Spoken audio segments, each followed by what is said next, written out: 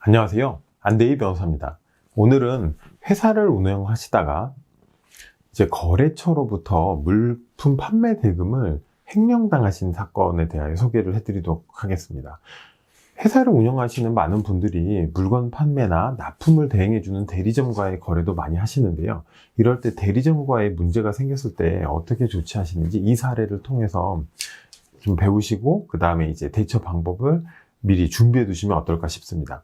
이 사건은 회사의 물품을 보관하면서 거래 소매처로 보내주는 판매 대리점을 운영하는 사장이 본사로부터 받은 제품과 본사에 전달할 판매 대금을 횡령한 사건을 제가 고소 대리하여 수사기관으로부터 혐의가 있음을 인정받아서 마침내 기소되게 하였던 사건입니다.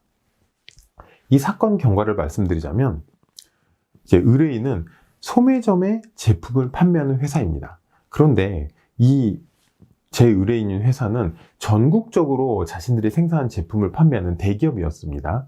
대기업이다 보니 작은 소매점들에 전국에 뿌려져 있는 일일이 그 소매점들에 다 제품을 직접 납품하기가 어려워서 한 어떤 시나 군 단위를 기준으로 그 지역에 납품을 대행해주는 판매점과의 계약을 맺었습니다.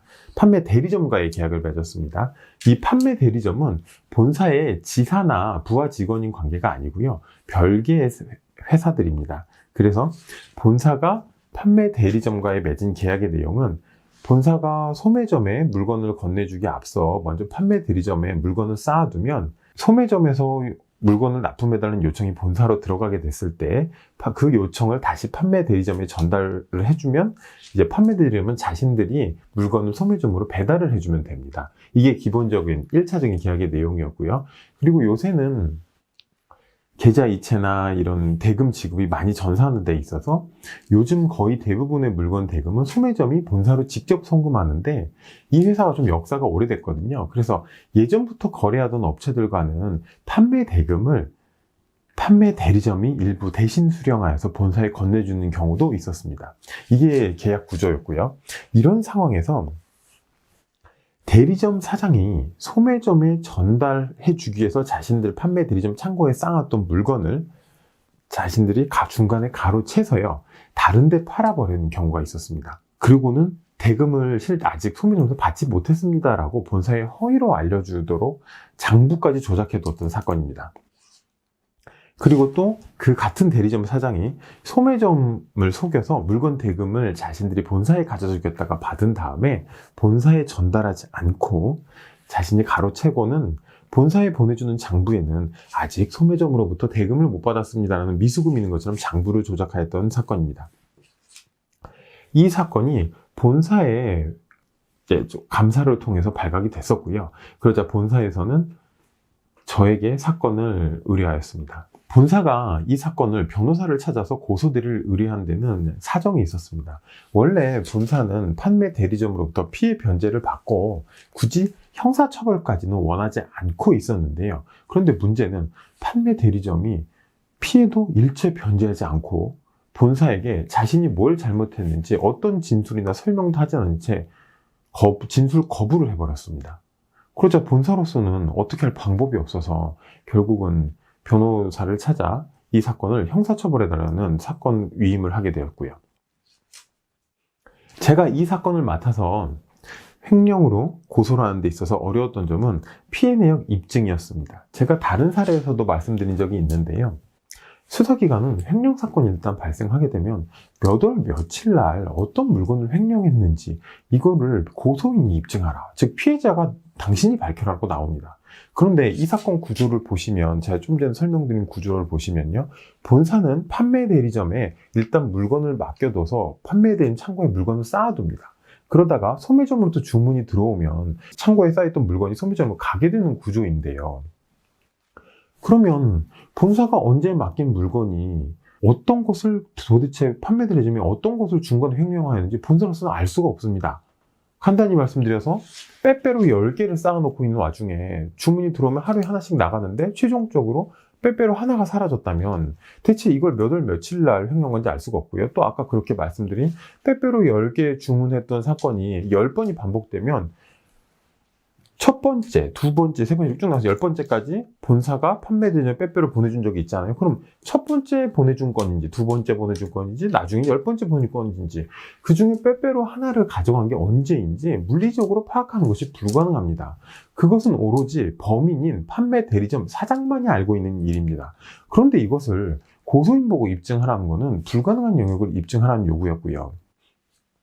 제가 회사 측의 이제 물건 횡령이나 직원들의 이제 범행으로 인한 회사 측의 피해에 대해서 고소대를 여러 번 하다 보니까 이 사안은 이제 어떻게 보면 이제 법리적으로는 좀 맞지 않는 이제 수사기관의 생각이긴 하지만 이걸 이대로 방치하게 될 경우에는 사건이 잘못하면 경찰 수사에서 무혐의로 결론이 날 수도 있고 그렇게 되면 이걸 뒤집는 게 매우 어렵기 때문에 이 사건에 대해서는 초반부터 이제 수사기관을 설득하는데 최선을 다했습니다. 특히 실제 내가 어떤 피해를 입었다는 이 부분보다도 그 피해 내역이 며칠 날 발생했던 점을 피해자가 입증할 수 없고 또 그리고 이걸 입증하는 며칠 날 피해라는 사실에 대해서 입증하는지 아닌지 여부가 범죄 성립에 영향이 없으며 범인을 재판에 넘겼을 때 유죄 판결을 받는데 영향이 없다는 점을 굉장히 강력하게 설득을 했고요.